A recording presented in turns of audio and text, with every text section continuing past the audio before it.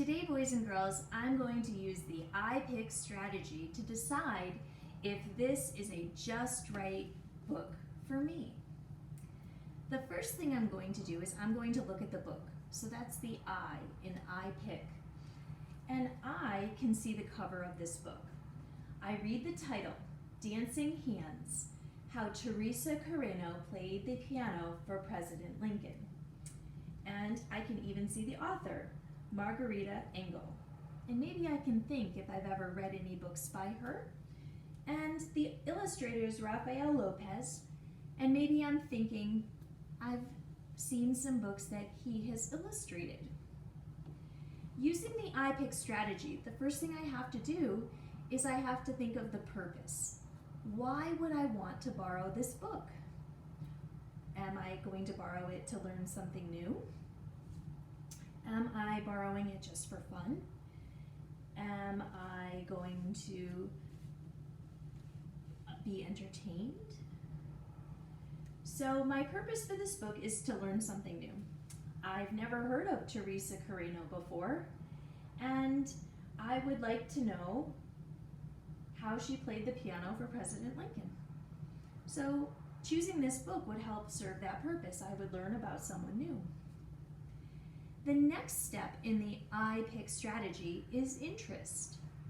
And when I look at this book, I have to decide if I am interested in this topic or this subject, or what is going to happen in this story. And I can see that there's a young girl playing a piano, and I know that I love to listen to the piano. I don't know how to play the piano, but I love when people do. Also, I heard President Lincoln's name in the title, and I know that he is a president from the past, and I really like learning about history. So I am interested to know how a young girl played the piano for President Lincoln. The third step in the iPick strategy is comprehend.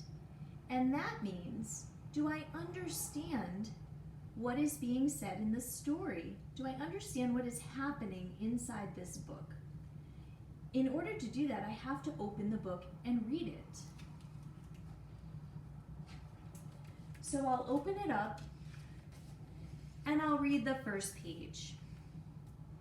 When Teresa was a little girl in Venezuela, Mama sang lullabies while Papa showed Teresita how to let her happy hands dance across all the beautiful dark and light keys of a piano. Now, boys and girls, when I listened to that sentence that I just read, I knew exactly what the author was saying. She was telling me that the father was helping the young girl play the piano, while the mother was singing lullabies. So I understood what was happening. It didn't confuse me. I wasn't wondering what was going on. And the words were not too hard for me to understand.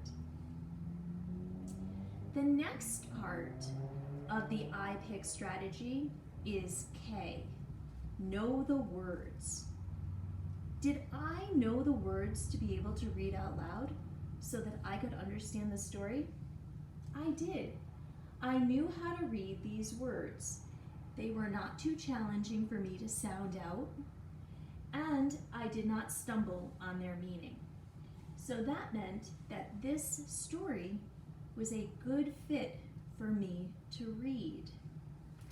So overall, when I use the iPick strategy, I'm able to decide why I want to read this book, if I'm interested in it, did I understand what I was reading, and did I know the words and be able to actually read the text? And my answer to all of those questions is yes. I would choose to pick this book. This would be a good fit book just for me.